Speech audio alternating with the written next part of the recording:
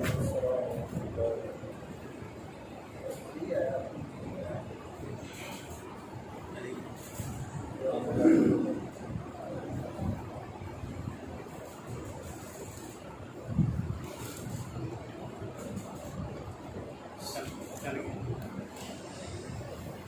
بنی اسرائیل آیت نمبر 97 اعوذ باللہ السمیع العلیم من الشیطان الرجیم من حمزه ونفخه ونفثه ومن اور جسے یہدی ہدایت دے اللہ اللہ فہو پس وہی المہتد ہدایت یافتہ ہے، ہدایت پانے والا ہے۔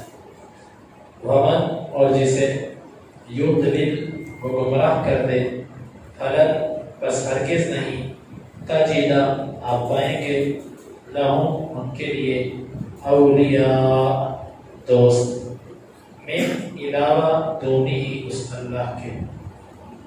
ونحشر اور ہم اکٹھا کریں گے ہم ان کو یوم دن القیامتی قیامت علی پر وجوہی چہرے ہم ان کے عمیا اندھے و بکما اور گونگے و صما اور بہرے مأوا ٹھکانہ ہم ان کا جہنم جہنم ہے۔ کلما جب بھی خبت وہ بجھنے لگے گی زدنا ہم زیادہ کر دیں گے ہم ان کو سعیرا شعلوں میں آگ کے بھڑکائے جانے میں۔ ذالک یہ جزاء بدلہ ہے ہم ان کا بھی بوجہ انا بے شک ہم انہوں نے کفروا کفر کیا بھی آیاتی باقا مطلب ساتھ آیاتی آیات نا ہماری وقالوا اور انہوں نے کہا اذا حمزہ کا مطلب کیا اذا جب کننا ہم ہو جائیں گے عظاما ہڈیاں اور رفاتا اور ریزہ ریزہ انا حمزہ کا مطلب کیا انا بے شک ہم لمبعوثون البتہ اٹھائے جائیں گے خلقا پیدائش تخلیق جدیدہ نہیں۔ اولم حمزہ کا مطلب کیا باؤ کا مطلب اور لم کا مطلب نہیں۔ اولم کیا اور نہیں یرو انہوں نے دیکھا انا بے شک اللہ اللہ تعالی الذی وہ ذات ہے خلق جس نے پیدا کیا السماوات آسمانوں کو والارض اور زمین کو قادر علی اس بات پہ ان کے یخلق وہ پیدا کرے مثلہم ان جیسوں کو وجعل اور اس نے بنایا لہم ان کے لیے اجلا ایک مدت لا ریب کسی قسم کا شک نہیں ہے فیہ اس مدت میں فابا بس انکار کر دیا الظالمون ظالموں نے الا سوائے کفورا نشکری کے۔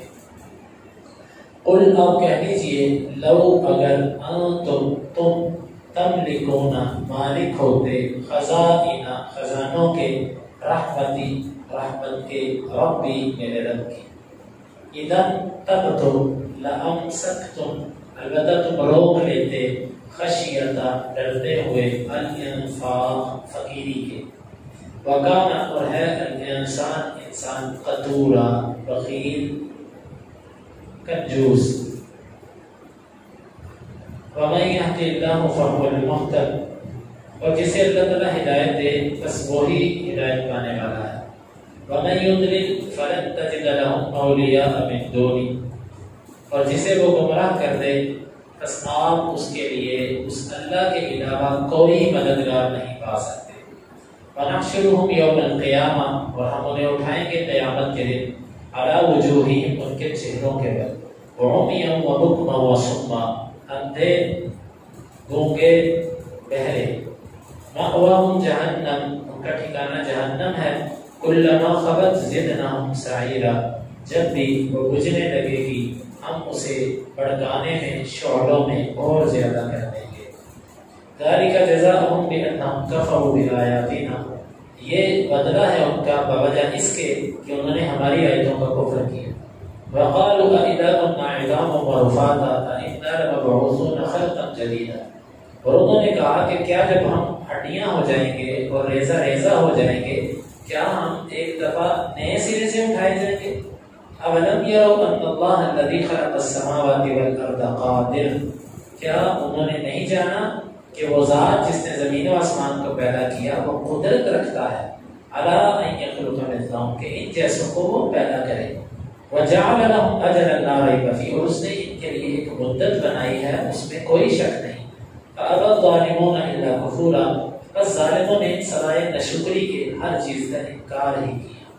قل لو انتم تملکون خزائن رحمت ربی، آپ ان سے کہہ دو اگر تم میرے رب کی رحمت کے خزانوں کے مالک ہوتے، اذا لامسکتم خشیۃ الانفاق، تب تو تم اسے خرچ ہی نہ کرتے، روکے رکھتے فقیری کے ڈر سے، وکان الانسان قتورا، اور انسان ہے بڑا بخیل۔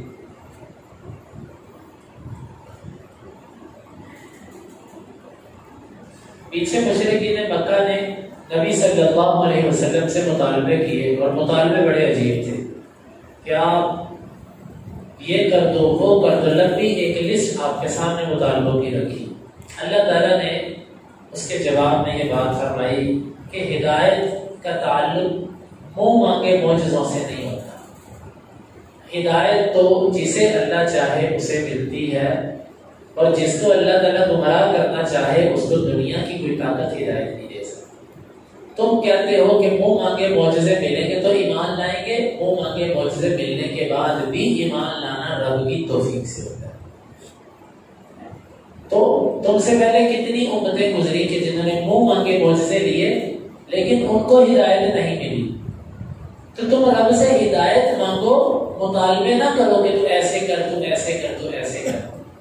تو اسے معلوم ہوا کہ جب کبھی کسی مسئلے کے اندر انسان کو تشویش ہو تو وہاں پر انسان دلائل بھی طلب کرے، لیکن دلائل کے ساتھ جو سب سے زیادہ ضروری چیز ہے وہ رب کی طرف رجوع اور اس سے ہدایت طلب کرنا، کہ رب العالمین اس مسئلے پر میرا سینہ نہیں کھل رہا، میرا ذہن کام نہیں کر رہا اس مسئلے میں میرے سے دعا کرتا ہوں کہ تو میرے ذہن کو، میرے سینے کو کھول دے تاکہ میں اس مسئلے میں جو حق ہے اس کو اختیار کروں۔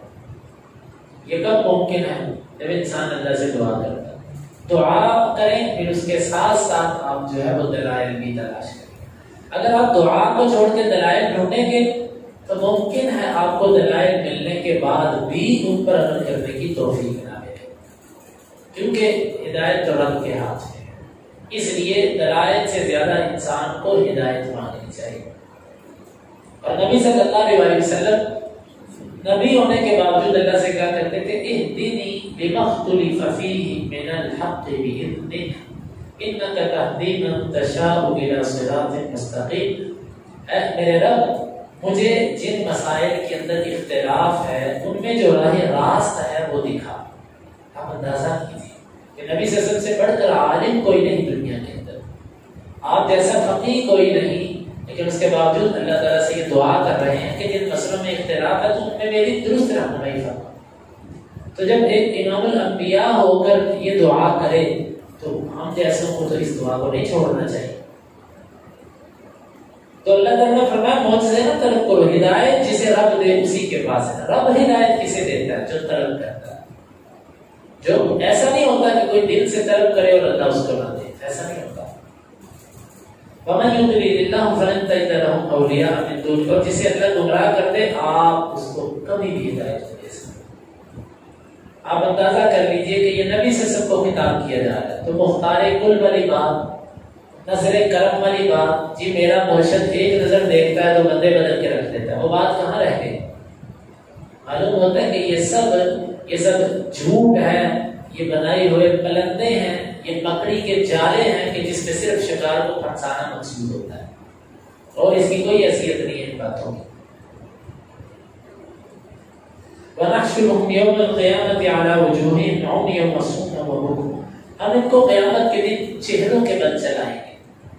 عائشہ رضی اللہ عنہ نے نبی صلی اللہ علیہ وسلم سے پوچھا اللہ کے رسول چہرے کے بل بھی کوئی چل سکتا ہے؟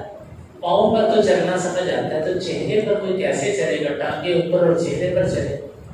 آپ صلی اللہ علیہ وسلم نے آگے سے یہ فرمایا کہ عائشہ أليس الذي أمشاهم على رجلين قادر یغشیہم علی وجوہہم، کیا وہ ہستی، بخاری کی روایت، وہ ہستی کہ جس نے ان کو اپنے پاؤں پر چلایا، ان کو پاؤں پر چلنا سکھایا اور توفیق دی، وہی رب ان کو چہروں پر نہیں چلا سکتا۔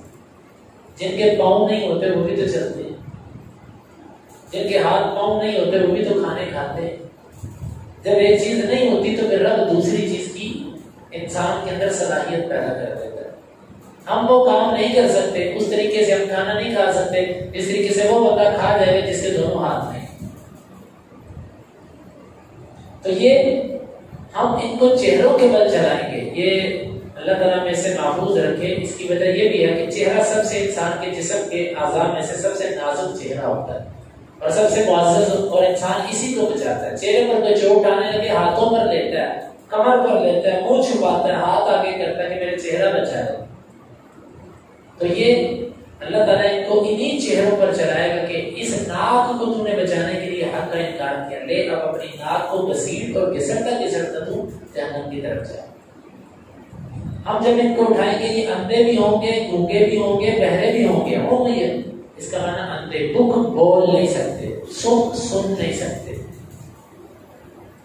یہ الفاظ عام طور پر مشتبہ ہو جاتے ہیں، اپنے ذہن میں رکھے۔ عونی عین سے آنکھ، بک بول نہیں سکتے، سن نہیں سکتے، یعنی اندھے، گونگے، بہرے۔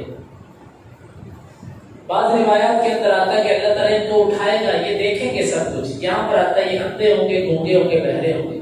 تو قیامت کا دن 50,000 سال ہے۔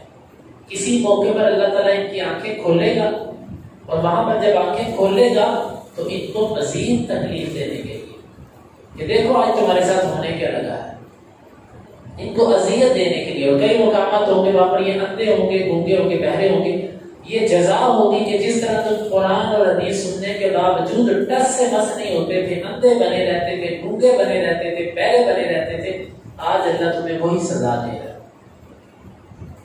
مأواہم جہنم کلما خبت زدناہم سعیرا، ان کا ٹھکانہ جہنم، اور جب بھی وہ بجھنے لگے گی ہم اس کو بڑھنے میں اور زیادہ کرتے ہیں۔ بجھے گی وہ نہیں، ہم اس کو بڑھاتے جائیں گے۔ یہ بدلہ ہم نے ان کو کیوں دیا؟ کیونکہ انہوں نے ہماری آیتوں کا کفر کیا۔ کفر دو طرح کا ہوتا ہے، ایک کفر ہوتا ہے زبان سے کسی چیز کا انکار کر دینا، اور ایک ہوتا ہے زبان سے تو نہیں کر رہا بندہ لیکن دل کے اندر اس حکم پر شکوک و شبہات ہے۔ یہ منافق قسم کا آدمی ہوتا ہے۔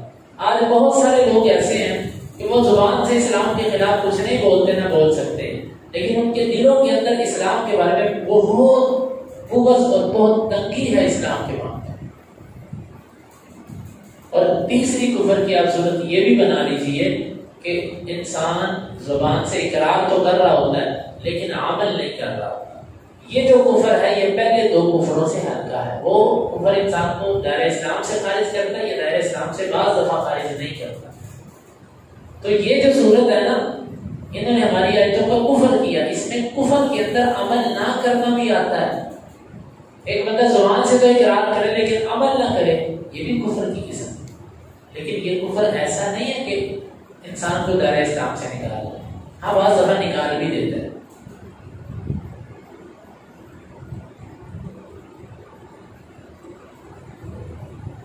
وقالوا أَإِذَا كُنَّا عِظَامًا وَرُفَاتًا أَإِنَّا لَمَبْعُوثُونَ خَلْقًا جَدِيدًا۔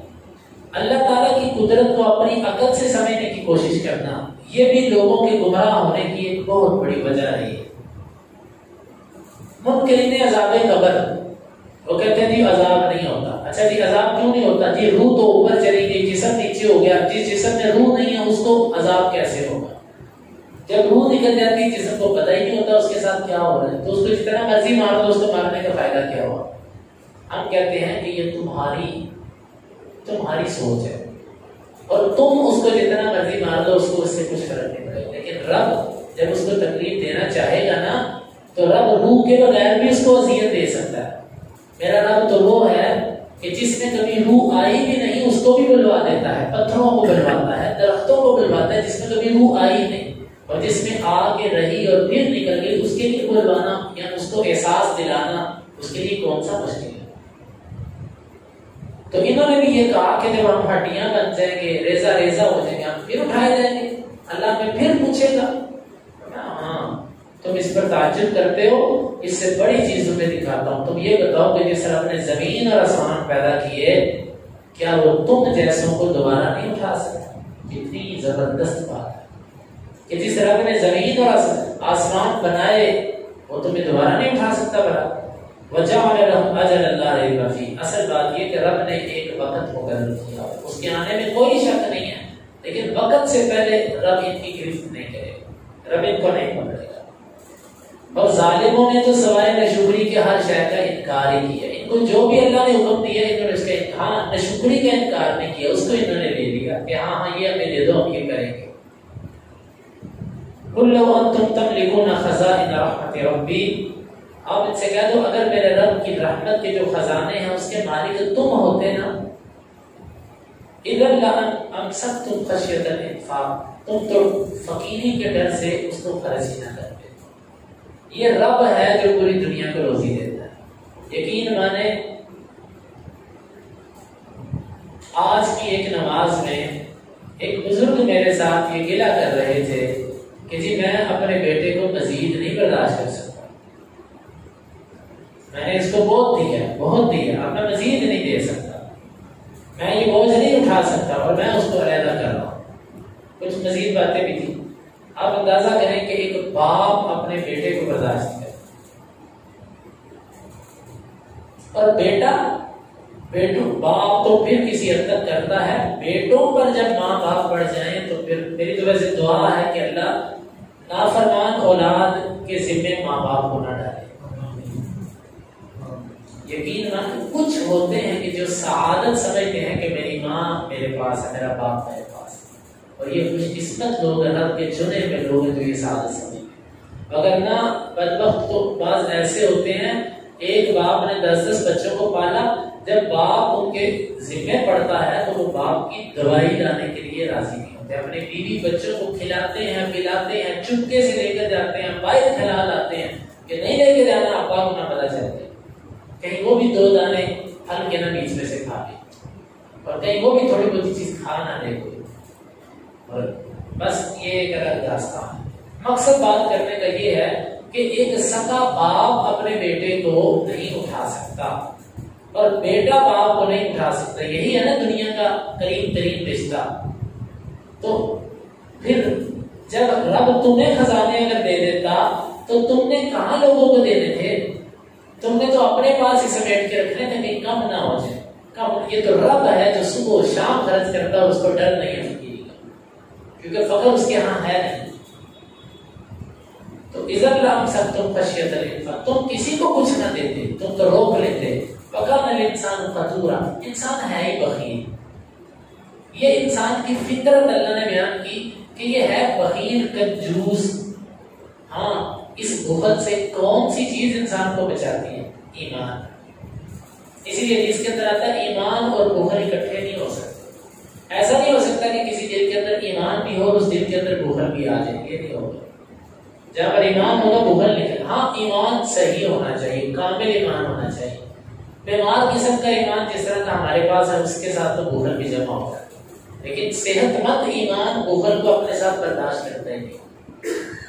تو یہ اللہ رب العالمین نے انسان کو وصف بیان کی، جب یہ خرچ کرنے لگتا ہے اس کو 100 باتیں یاد آتی ہیں اللہ کے راستے میں۔ ہاں جب اپنے بیوی بچوں پہ گھر پہ اس پہ خرچ کرتا ہوں پھر کم ہی یاد آتا ہے۔ رب کے راستے میں خرچ کرنا تو بڑے مسائل اس کو یاد آتے ہیں، بڑے اخراجات اس کے سامنے آ جاتے ہیں، لسٹیں بن جاتی ہیں لمبی لمبی، جیب میں ہاتھ ڈالے خالی باہر نکال لیتے ہیں، اور اگر ڈالے بھی تو اندازے سے سب سے چھوٹا نوٹ نکال لیتے ہیں کیونکہ رب کے راستے میں دینا۔ میرا یہ یقین ہے واللہ اگر کوئی بندہ رب کے راستے میں اس طرح خرچ کرے جس طرح وہ اپنے بچوں پہ خرچ کرتا ہے، اپنی ذات پہ خرچ کرتا ہے، رب اس بندے کو کبھی اچھا آپ نے کبھی یہ دیکھا اپنی زندگی میں کہ کسی کو اللہ کے راستے میں خرچ کرنے کی وجہ سے غریبی ملتی؟ کوئی فقیر ہو گیا خرچ کر کر کے غریب ہو گیا؟ میں نہیں تسلیم کرتا اس بات کو کہ دنیا میں کوئی بندہ خرچ کر کر کے غریب ہوا۔ نبی صلی اللہ علیہ وسلم نے بخاری میں آپ نے حدیث سنی، آپ نے اپنی زوجہ سے کہا تھا کہ لا توعی فیوعی اللہ علیک، گن گن کے نہ دے اللہ کے رستے میں، رب پھر تجھے بھی گن گن کے دے. جو جس طرح دیتا ہے رب اس کو ویسے ہی دیتا ہے. لیکن یہ ہم ہیں کہ بخل کا مظاہرہ کر دیتے ہیں. وقال الانسان قتور، انسان ہے ہی بخیل. اللہ تعالیٰ سے دعا ہے کہ اللہ تعالیٰ ہمیں ان آیات کو سمجھنے کی اور ان کے تقاضوں کو پورا کرنے کی توفیق عطا فرمائے.